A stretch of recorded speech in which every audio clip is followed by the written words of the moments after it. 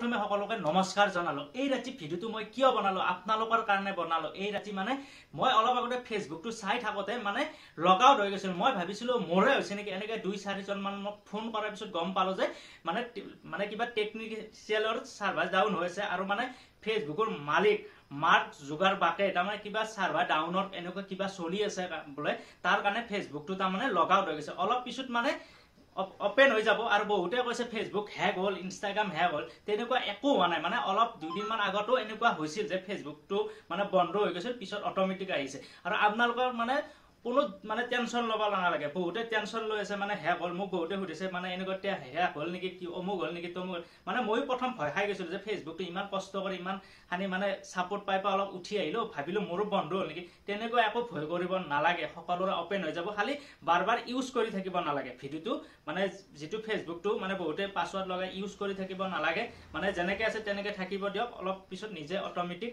On হৈ যাব। আৰু যিসকল মানে অন নালাগে অট'মেটিক ফেচবুকটো অন হৈ যাব। মানে বহুতে হয়তো হঠাৎকে মানে দেখা পাই ভয় খাইছিল, ময়ো খাইছিলো।